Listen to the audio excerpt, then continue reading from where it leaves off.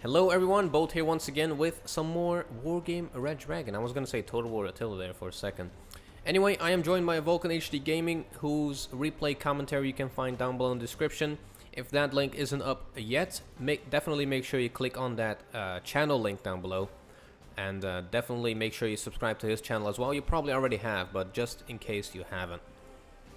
He has a ton of content on his channel. I think he is more diverse than me, really. He has like Civ 5, GTA, Total War, Wargame, and a bunch of other stuff, other good stuff on his channel. So definitely go make sure you check that link out. Anyway, something special planned today. We are playing with two Anzac decks since it is Anzac Day. And at the end of this video, I have something special planned for you guys as well. So definitely stick around and definitely watch that at the end of this video. Anyway, let's look at our loadout. Our plan is basically to defend Alpha and Bravo, which is like mostly my job, and Vulcan will focus most of his stuff onto Foxtrot and try to take that over. So my loadout is basically some Aslaf PCs with some commandos, some Stallies with some manpads and tracked rapiers, and pretty much the same for the right side, but instead of manpads I have assault pioneers, and instead of one Aslaf PC group of two, I have 2 of 2, which is like 4 commando 90s moving to the right side. As for Vulcan's loadout, he has a lot of M41 A1 tanks, and those are like one of my favorite tanks in terms of fire support. They're 10 points, and they have, I believe, like 2 HE or something. We will have to check as soon as the game starts. And yeah, some LAV-25 recon units, some Aslaf PCs with some commandos probably, Stallies with some Embras, some more Aslaf PCs, some tracked rapiers for some AA, and that's pretty much it. And a Vigorous Mark 11, which is basically a buffed up LAV-25 with a huge cannon, with a quite a good AP power and accuracy actually. So really good unit, one of my favorite units really. He also has a Bush Ranger and an AS-350 recon helicopter to basically go ahead and see what the enemy is planning. So one of them is basically going to attack Alpha with like 80% of its units, and the rest of his units will basically go to Foxtrot to try to defend some of those buildings. And the guy that is playing with a USSR airborne deck is going to Bravo. And it's actually a good thing that I did not assault with airborne troops. I knew that they were playing USSR airborne, so it would probably end badly for me anyway. But yeah, I just went for a full ground force and no airborne units at all. I do have some recon, which is going to be used to flank around and try to look for enemy commands. So Vulcan coming up with a napalm strike, blocking off the road to Foxtrot for the enemy with 6 340 kilogram napalm bombs. And napalm is highly underrated in Conquest, or basically any games. In Conquest it has a huge damage, morale damage, and definitely slows down the enemy quite a lot. And you will see that all of these units will basically be on 60% health, and that'll be a huge help for Vulcan to push up into, or deeper into, Foxtrot.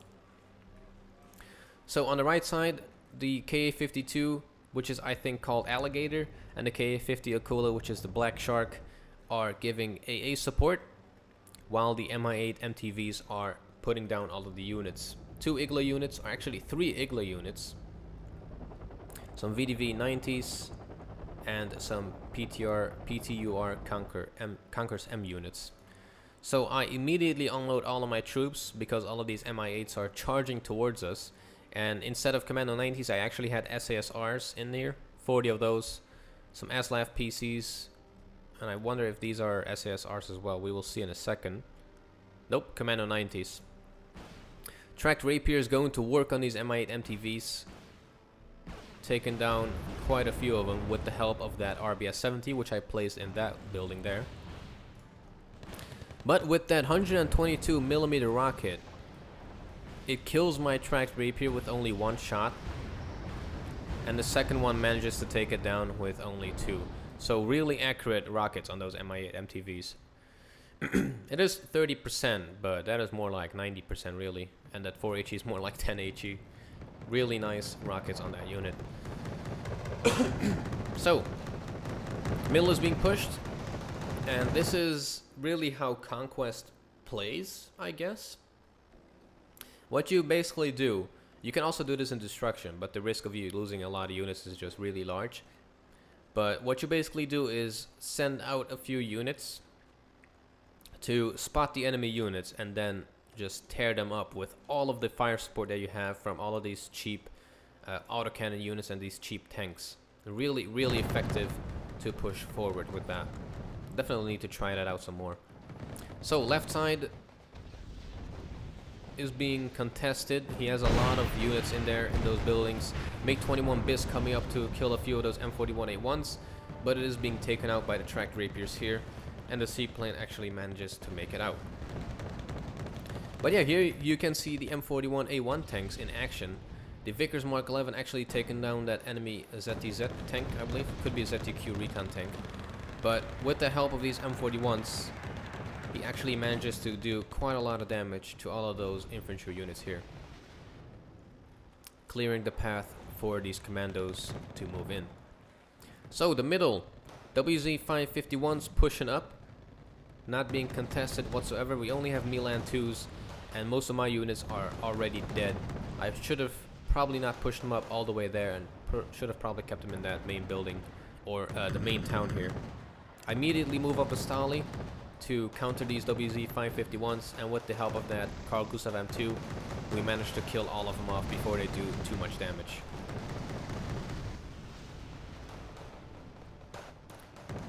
And down goes the last one, with the help of the Bushranger.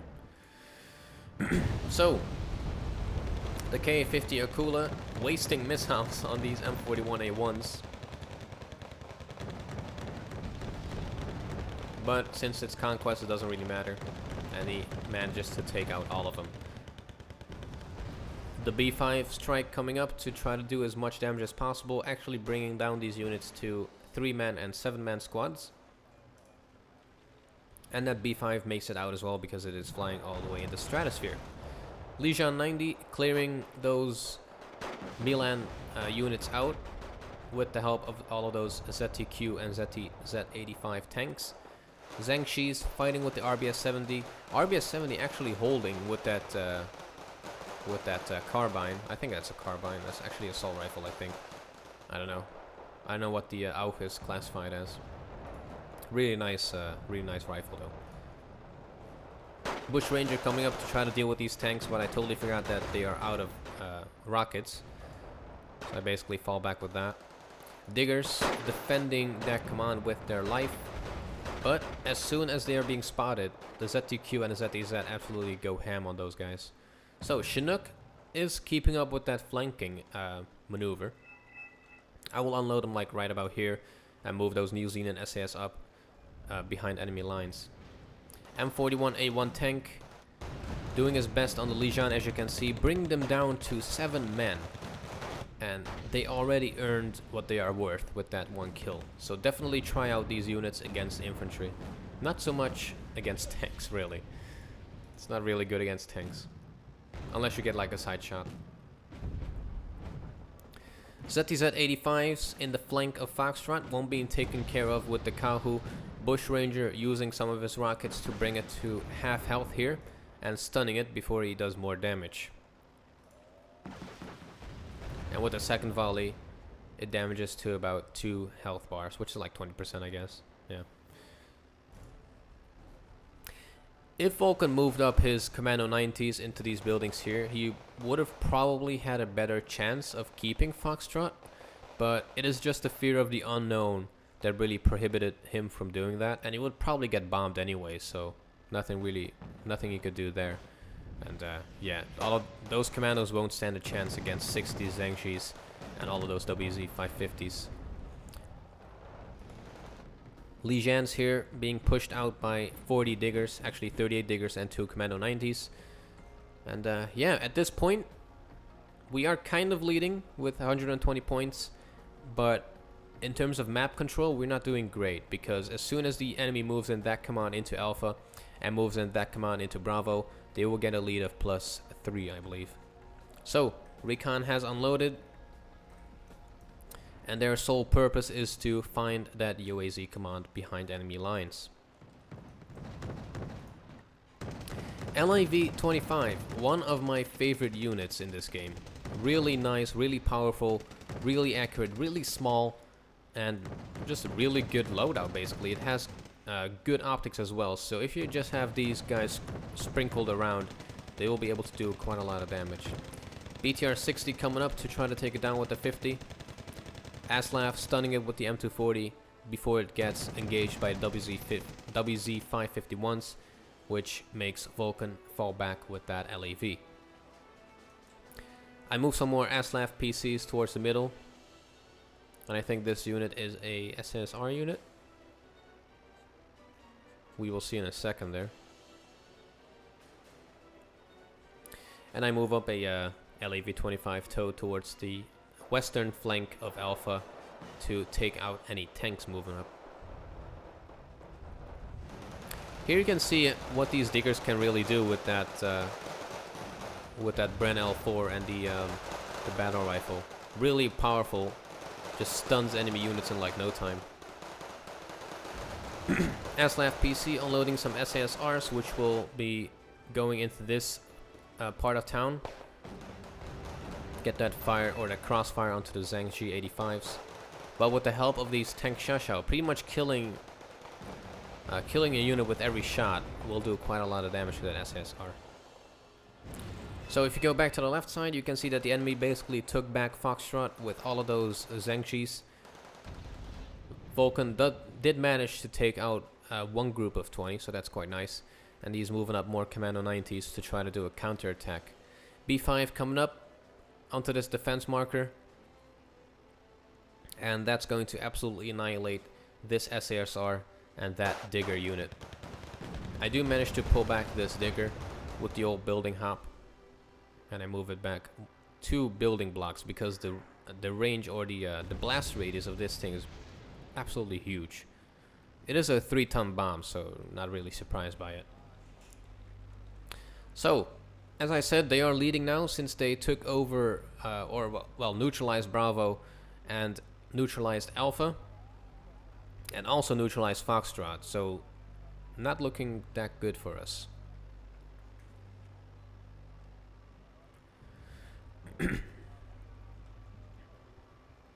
So the New Zealand SAS moving up to try to kill that command, and if we had different decks, we probably would have had long-range artillery.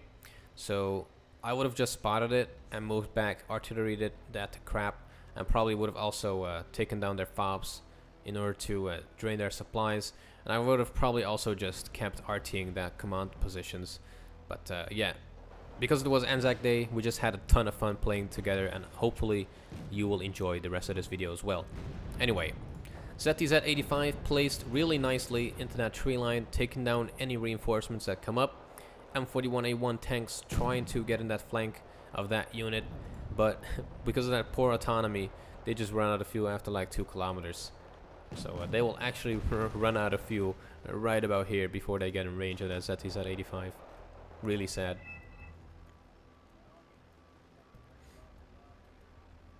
So my smoke actually made Dodo a bit scared, and smoke is actually a good psychological weapon as well. It makes people basically focus like all of their attention on that place that you just smoked off. So Milan 2s trying to do their best on these ZTZ-85 2 tanks with their Milan F1 missiles, but sadly it misses.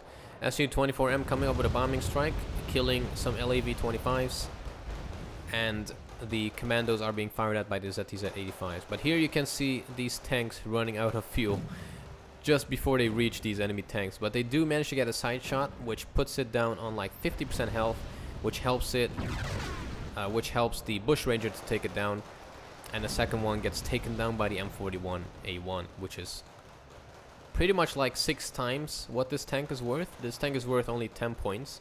And with 8 AP up close, with kinetic rounds, that AP power was probably like 15 or 16. So really, really powerful unit when you use it right. So the middle, I am pushing up with some diggers and SASRs to try to take back Alpha for ourselves again.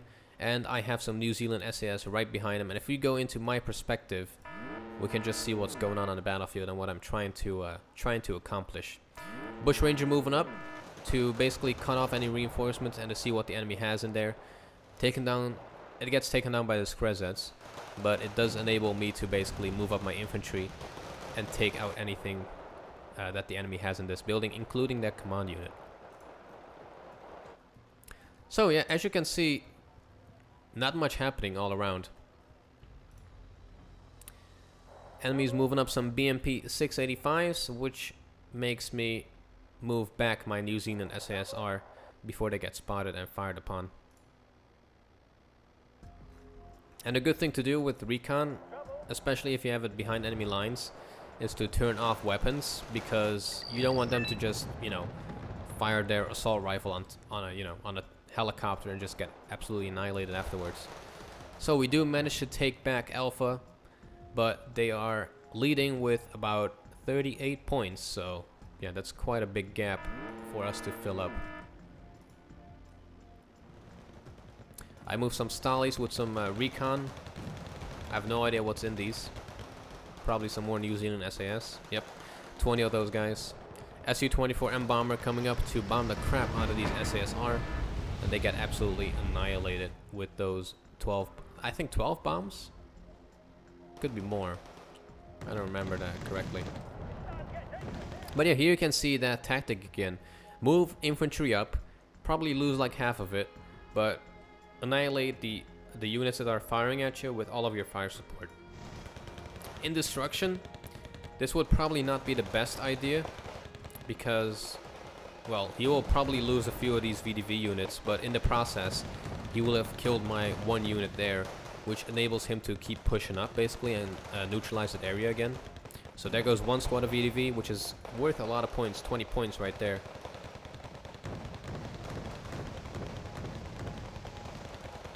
And I think we're gonna get another one in a second here.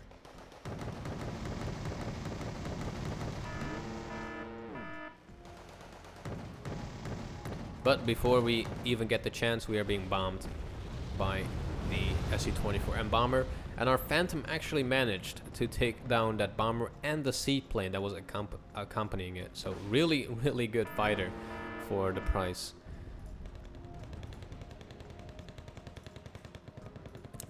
So let's hop back into neutral perspective and see what the enemy has in the middle. Moving up some more WZ-550s. He's not running out of those at all, and he just has a ton of them. Aslav TOW doing his best to try to take out some of these, managing to take out one, and with that last ATGM he actually takes out another WZ-550, which is a huge blow to the enemy's manpower there. So still Bravo and Foxtrot being contested. Alpha, they are trying to contest it, and they will succeed in a second. But with the help of all of these LAVs and the Vickers Mark 11, we do one hell of a damage onto all of these units.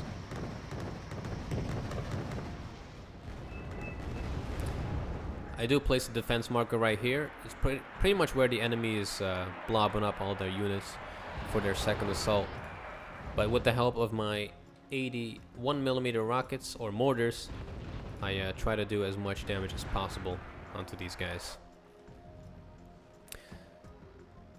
So I basically decide to move back my New Zealand SASR to take out that BMP 685 and move up to kill that UAZ command. And if we actually do that, it will make the enemy fall back with a command unit, probably this unit, but it will give us some time to you know, to startle them and perhaps push somewhere.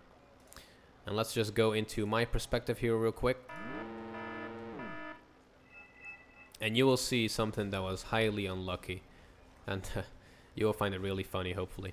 So BMP 685 versus 10 New Zealand SAS. Let's go. One miss. 30% accuracy, 20 rate of fire. Second miss. Third one actually hitting. But in the process, we already lost 4 men. I'm quite amazed that this thing actually survived with 3 front armor while we have 13 AP. It's kind of sad. But as you can see, because of having no luck whatsoever, we actually lose all of our recon forces behind the enemy's lines. A really sad day for the Anzacs. Should have probably gone for that sniper instead. So 2 bombers on the left side, together with a MiG-31M covering the skies. It bombed the crap out of whatever was here. And Vulcan is doing another nice push with all of these Commando 90s, Assault Pioneers, MRAWs, and LAV-25s to give fire support. And again, with that 25mm, he kills 2 guys in like no time. So really powerful unit to have. MiG-21 Bis coming up with some rockets, dealing quite a lot of damage on those Commando 90s, and I definitely need to use those rocket planes more often. But it does get annihilated by these Phantoms.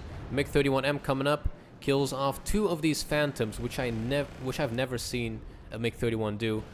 But my Phantom manages to kill it and fire off a missile at that Ka-50 Akula.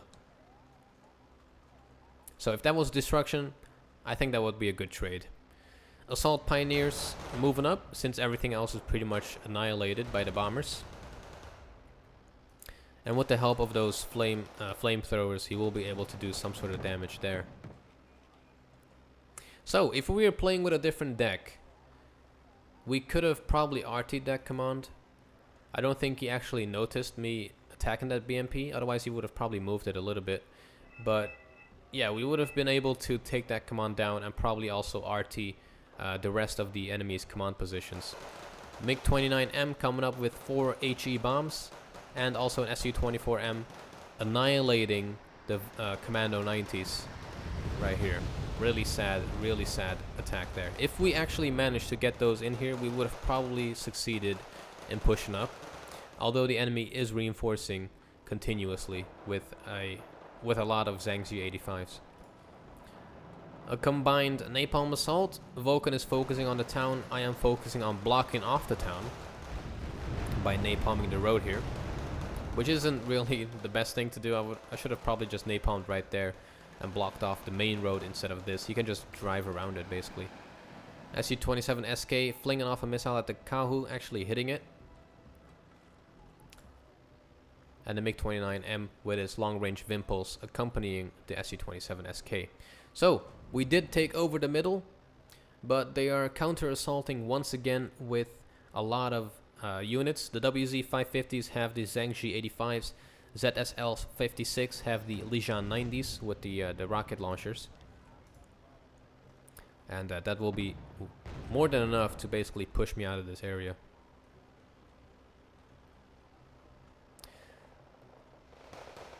So, the napalm, this is also quite an interesting tactic if you're in a town which is full of enemy units.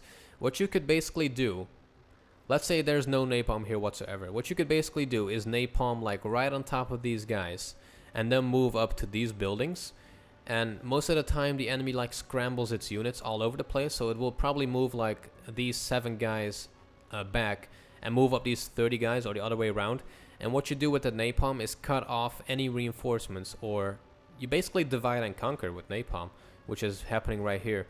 If this napalm was not here, he would have moved his 37 Zhangji 85s up and would have absolutely annihilated these units. But because of the napalm, Vulcan has a lot of time to kill these Zhangji 85.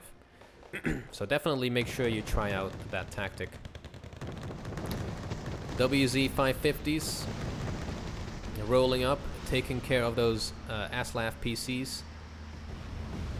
But these get quickly countered by the LAV-25 recon, which is somewhere in that forest. And again, that 50% accuracy cannon is really, really powerful against pretty much anything on the battlefield that is light armored or infantry. As you can see, it pretty much hits every shot and kills quite quickly. So the middle, once again, we are being pushed out. I am being forced to retreat with my diggers and set up a secondary defensive position here. And yeah, it's basically a back and forth game when it comes down to map control. But because of that lead, they are in a good position to basically defend and keep reinforcing those defensive zones. BTR ZD Skrezets moving up with, I believe, VDVs. And at this point, I am also focusing on the left side. I am bringing up some tracked rapier FSAs, some Stallies with a lot of infantry, some mortars to give some fire support and some smoke support. And as you can see, with the help of these M41A1s, he kills off quite a lot of these Zangies before he gets destroyed by them. Really, really powerful units. There you go. 14 guys. And as long as he keeps firing, he will do quite a lot of damage to pretty much anything he has. K50 Okulo coming up, taking out these Stallies and M41s and LAVs and whatever is on the battlefield with those Vickers missiles. Really powerful ATGMs. And it does a heckload of damage. I'm basically HEing that road to startle the enemy and make them like not use that road and go off-road to slow them down a bit. And here you can see a really nicely placed set of recon tank. And this unit basically fires at anything that is in this area that tries to move up into Foxtrot. And that ZTQ actually also has a line of sight on a tracked rapier and manages to shoot this poor guy down. And that brings down our AA capabilities to about half. SU-27SK gets taken down by all of these Phantoms and all of our AA that we have. MiG-29M flinging off a Vimple at the Phantom, gets shot down by another plane. And all of our AA actually manages to kill off a MiG-29M and another plane. And I think we don't manage to hit that MiG-25BM. At this point, Christopher actually decides to leave the game, which I don't understand. If they were actually playing together, like communicating together, or you know, playing on a same team speak, or if they were actually friends, there could have been two reasons for him to leave. One, he just didn't want to play anymore, or two, actually 3 reasons. 2 would be because he lost a majority of his planes, and 3 would be to give his buddy the availability bonus. And since they already have quite a good defensive position, that basically means that he will have like twice the amount of units that he had, and that will pretty much enable him to move up another set of WZ-550s like this, like 6 of these guys again. And he was probably out of those WZ-550s because as soon as he left, he basically scrambled 6 of them. Another MiG-29S, I think we killed about 1 million planes, and there you go, he has 1 million more because of that availability bonus. MiG-29S coming up with 4 HE bombs on those SASRs, annihilating. Actually, it wasn't on the SASRs, he actually missed. He did manage to damage some of those diggers though. But with those nicely placed tanks in that tree line, they managed to pretty much shoot anything that we send up, which is a really good tactic by the enemy. And we should have probably focused more onto this tree line and tried to cut the reinforcement zone off. If we did that, we would have stood a better chance, really. If we just moved like a few units here with some like AA, tank destroyers, some manpads and some infantry, we would have cut off that reinforcement zone, and we could have taken over Foxtrot really easily. Hornet coming up with 4 HE bombs, trying to take out that ZTQ, bringing it down to 1 health, and Vulcan spawns in 6 M41A1 tanks to try to clear it out. With the combination of the SASR and the diggers, we try to clear out that town once again. I think this is like the 10th time we tried to take that town, so it is a real meat grinder in this place.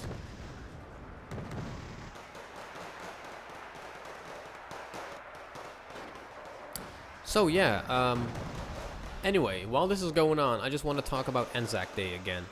So I don't know if I said this in the start, but Anzac Day is the bloodiest campaign in World War I, where 180,000 guys died, about 180,000 guys died. 80,000 guys, or actually 87,000 guys, were Turkish death, and the rest was allies, like 10,000 French, 12,000 Anzac, and about 10,000 British, and a bunch of other soldiers. I don't know the exact numbers, but yeah. It was the bloodiest campaign. It was 100 years ago, like the morning of April 25, 1915, at about 4 or 5 a.m. The Anzacs landed at the shore, trying to take the Gallipoli Peninsula, which enables the British fleet to basically move up and take Gallipoli, or take Istanbul. But that failed immensely, and the enemy basically, the soldiers basically managed to go like 2 or 3 kilometers inland, and the rest of the campaign basically resulted into like sniper fire, or like mortaring, or like trench warfare, shrapnel artillery, like all of that stuff. It was basically trench warfare with snipers and artillery. It was really, really bloody. There's even a story of a soldier, like the soldiers were digging pits where they could do their bathroom business, and an Anzac soldier, he was so tired, and he was so basically, I don't know, flabbergasted, I guess, by all the battles, that he stumbled into one of those holes. He fell into that, and his friends were so tired that they couldn't pull him out, so he basically drowned in the feces, which is basically a summary, which basically summarizes the hell that these guys went through. It was absolutely just no words really for what they went through. So yeah, I just wanted to do some sort of tribute to all of those brave men there. Anyway, I couldn't even get out of my words there. So another bombing run coming up to kill that ZTQ recon tank. Finally, that bastard killed off like half of our units. SK coming up to kill that Kahu, and I'm never really lucky with that SK. It like always misses when I use it. I think he had a bunch of them, or he had one elite, I don't know. But he could have had like one elite, and because of that availability bonus, he could have had another one. But yeah, when I use him, they always miss everything. So really nice usage by the SK from the enemy side. So with only 11 minutes left, they are leading with another +2 advantage, and we're just going to speed through this for now. And you will actually see how effective these M41A1 tanks are. So Vulcan moving up into this forest, and he actually runs out of fuel for these tanks. As you can see, they have really poor autonomy. I'll actually go into the details here. 400 liters of fuel, 200 kilometers autonomy, so really, really bad autonomy there. He decides to move up these M41A1 tanks to try to take out that ZTZ-85, and because they have 8 AP powered guns and kinetic rounds, or kinetic energy cannons, they actually manage to do quite a lot of damage to these ZTZ-85s as soon as they move into range, as you saw earlier. A seed plane and 2 JH-7s coming up with huge bombing runs with the 1-ton bombs. One of them manages to destroy that tracked rapier, and the other one I think only destroyed an LAV. I think this tracked rapier was already dead, but let me know what it killed if you want to, of course. But yeah, they are just out of fuel before they reach those ZTZ-85s. But the ZTZ-85s are actually moving towards the M41, so that's quite lucky. They get a shot off, but because it's only the front armor, it only does 3 damage to that ZTZ-85, which is already quite good because these guys have 12 front armor. So really nice damage by these M41A1 tanks whatsoever. 5-hour coming up, and another B5, which is going to be pretty much the Gallipoli campaign summarized here in about 3 seconds. Absolute massacre. ZTZ-85 is managing to kill the M41s, and with the help of these 2 Milan squads, Vulcan manages to kill one more before the other one retreats. So it was pretty much it was a slow game really. The enemy basically, everyone did the same thing over and over and over again. We had like back and forth fights in Foxtrot, back and forth fight in Alpha, and at this point I really couldn't have done anything else to take over Alpha. They basically dug in like a tick really. It's like units everywhere, And they actually have a command in this forest, which I did not expect, but I do find out quite soon. So I get ready for another push. I have some Stalies ready here, some Mancatties to fuel up and rearm these mortar pieces, some Aslav Toe-2s here on the eastern flank to take out anything that fires from these forests, and Vulcan is just trying to take back the right side once again. I have some RBS 70s here, but since they don't have the best accuracy, they actually don't manage to kill anything at all. They managed to hit that hidden Akula earlier, and managed to defeat that, or damage that B5 quite a lot with about 2 hits, but they don't manage to kill anything. So, Digger's moving up to see what the enemy has, and we spot these Zhangji 85s, which is nicely hidden in this forest. And I basically smoke off this area again for my Commando 90s to move up. Z9 TY spots my Chinook flank, and it absolutely annihilates that Chinook and my recon helicopter that I was flying next. JH7s hitting that, actually killing that JH7. I should say the RBS were actually killing that JH7, which is quite nice. But now they are pretty much out of ammunition, with only one RBS 70 missile left. So I move up some more Stalies, 4 of them, I think with Diggers. Hornet coming up with a bombing run to do some damage on these Legion, actually doing quite a lot of damage, as you can see. But the Commando 90s basically didn't have the fire support that they needed to push up. PTZ 89 dealing with these Scorpions with that really high AP and the 7 rounds per minute. It's actually on 1 health, and the Scorpions managed to miss twice, which is just our luck. But the second group of 2 managed to take it down.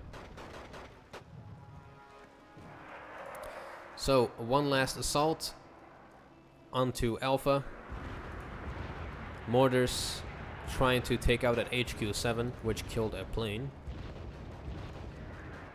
And with the really accurate shells, we actually do manage to take it down. 40 Diggers charging over the field. I should have probably spread them out and moved in like from all directions here. But I have another set of 3 Stalies, probably with Diggers as well, to reinforce that area. Napalmer coming up from Vulcan to try to take out that ZTQ. Akula actually hitting it once, and he does make it out, which is quite lucky.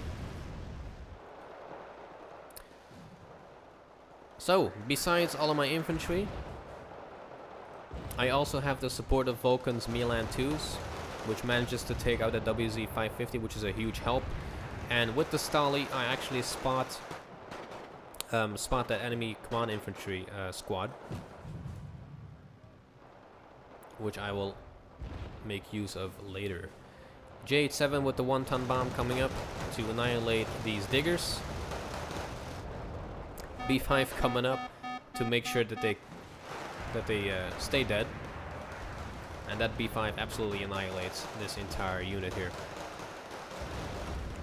There you go. That huge blast radius just wrecks everything.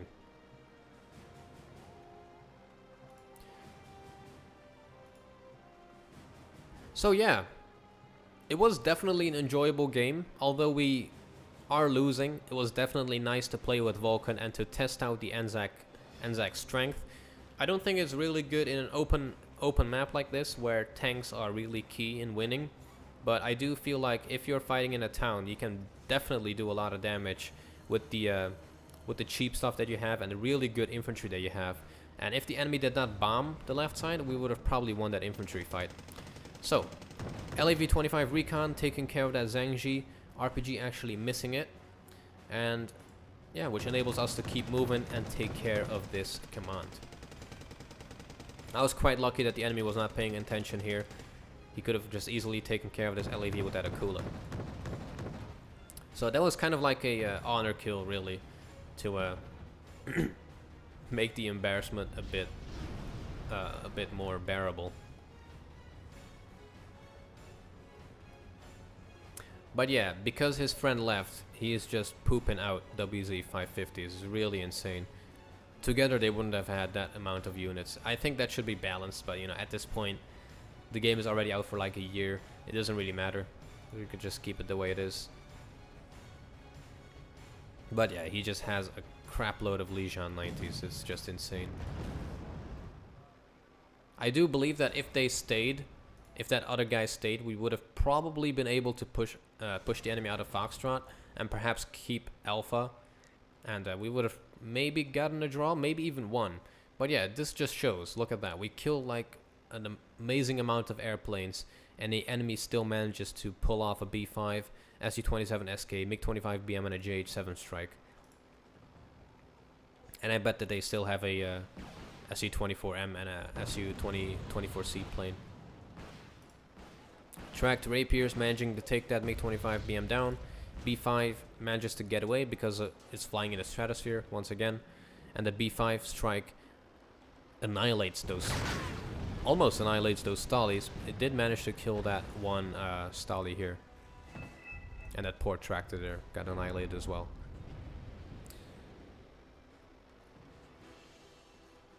So, with only 2 minutes left, I just want to say thanks for joining me in this battle. It was definitely a nice game, definitely enjoyable for me to play, and definitely nice to play with Vulcan. And if he's watching this, I just want to thank you, Vulcan, for having this game with me. Hopefully we will have a lot more in the future. And I think the first game that we did together was the 1v1 that we did, which was quite enjoyable. It was like 6 or 7 months ago, so that was quite a nice, quite a long time since we played. And it was just a really nice experience to play with you once again. So, Tracked Rapier actually hitting those Akulas once. If he hit again, the splash damage would have taken down both of these helis, so that was quite nice. Chinook in their base actually taking down that command, which was just hilarious, really. The amount of defenses that they had in their base was just so minimal that I could easily have moved a recon and a command squad back and basically take over Echo and just win the game like that.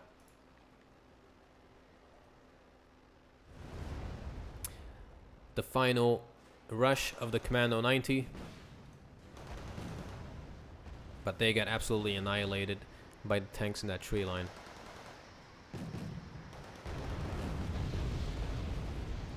And down goes the Commandos.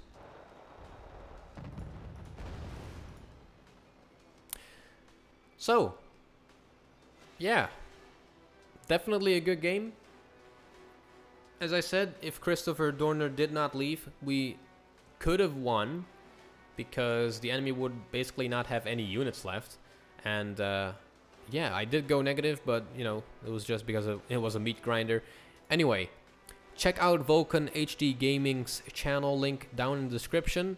And there will also be a link for his replay commentary down below as well. He does it way better than I do. I'm usually more of the live commentary guy, but I just wanted to do the replay commentary for this one. And, you know, just talk about Anzac and talk about the game in general and just talk about the units. And just my thoughts on the game. Anyway, yeah, if you did enjoy, please leave a like down below. Like, subscribe, comment on both of our videos and channels. And I'll see you in the next one.